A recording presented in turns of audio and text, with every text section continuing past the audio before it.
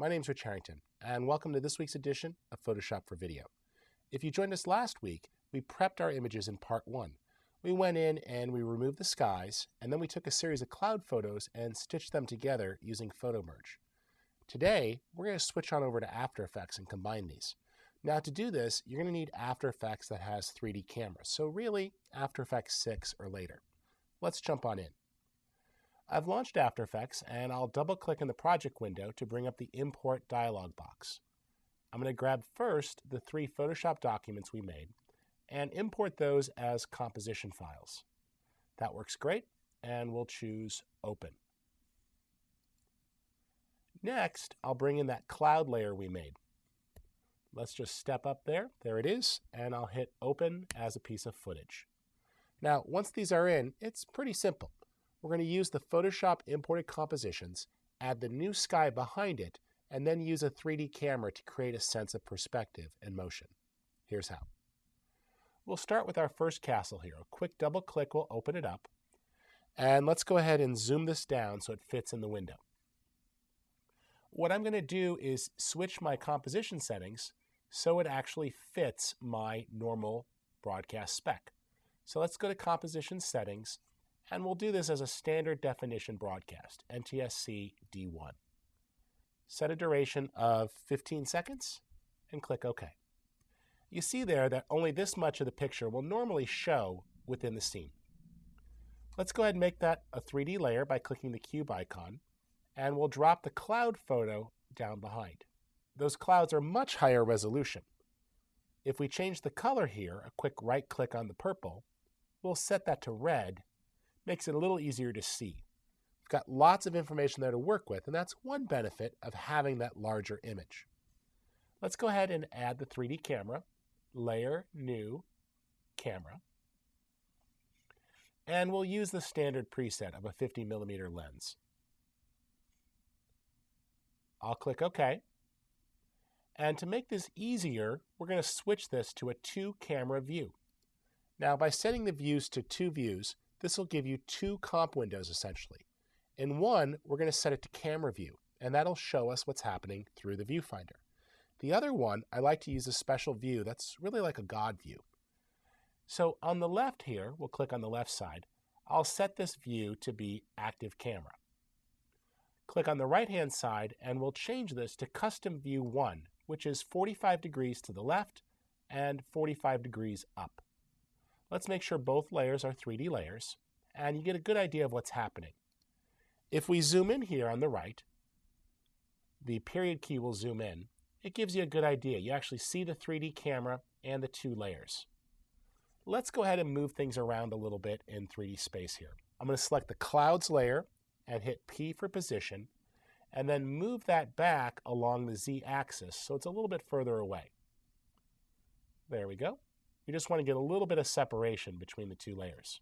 We now can move that layer, and the easiest way to do this is with anchor point. I'll press A for anchor point and turn on my stopwatch.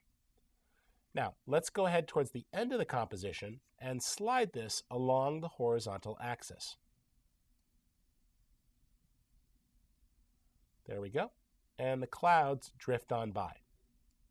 The speed at which the clouds move is really up to you. It can be a very slow movement, so it's natural, or faster for stylistic purposes.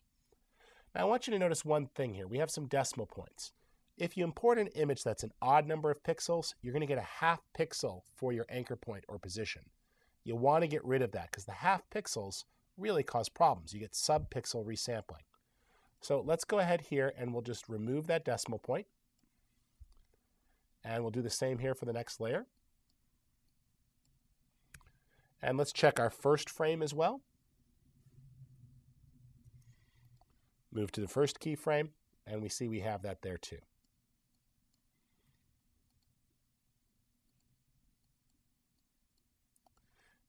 Okay, let's do a quick RAM preview. And you'll see that the clouds float on by.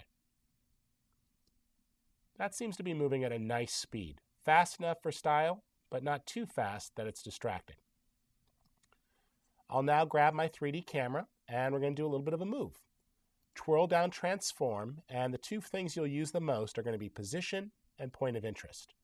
Position is where the camera is located. Point of interest is what it's pointed at. So as you sweep a camera around, if you keep the point of interest the same, the camera is going to sweep around a point but still stay focused on that point.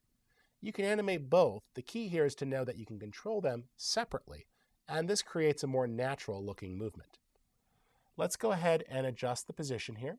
I'm going to swing the camera to the left, and I want to get a little bit of an angle. I'm also going to start the camera a little further back, so we have a wider frame of view. That looks good. Let's come down here to the end, and we're going to sweep the camera back to the right. Notice it's a lot easier when you see both camera views, because you can actually see a preview of what's happening with the camera.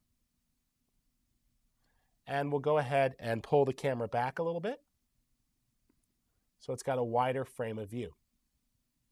And I could pull all the way back until I start to get overshoot at the edges. We're getting pretty close to the edge there. Notice the purple and red boxes give me a good idea of when I'm coming up on the edge of my photo. And that looks like a pretty good place to stop. Let's drop the preview resolution to 1/4, and we'll click preview, and we'll get a good idea of the motion. And there you have it. We've got the clouds floating by, the camera swings through, looks pretty good. We can, of course, tweak those keyframes with a little bit of ease to get some more natural motion. That looks nice. Let's go ahead and select our starting keyframes, and we'll say Keyframe Assistant, ease out.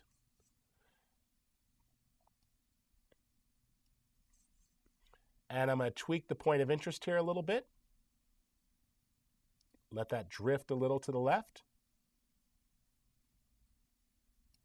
And we'll select those keyframes and say ease in. That worked out nicely. And if I look at my path here, let's zoom out just a little bit. I could actually click on my position path and come up here and grab the pen tool. Within the pen tool is the Convert Vertex tool, and this allows me to actually convert this to an arced path. And in fact, you see we can get a little bit of handles there to make that a little more natural. Let's preview that at half quality, and we'll take a look at it. So what you're seeing there is fairly natural animation. In fact, you could take photographic sources and use this to create high-definition footage for use in a video project. I find that we use these techniques for everything from stylized opens to documentary storytelling. In all, it's a great way to really advance your photographs to another level of storytelling. So, hopefully you see a lot of potential for this technique. This is just one of the many motion control techniques that we use here at my studios. Feel free to explore this with your own pictures, and it really works great as a storytelling device. My name's Rich Harrington. You can find out more over at our resource blog at photoshopforvideo.com, and be sure to join us next week for more tips. Thanks again.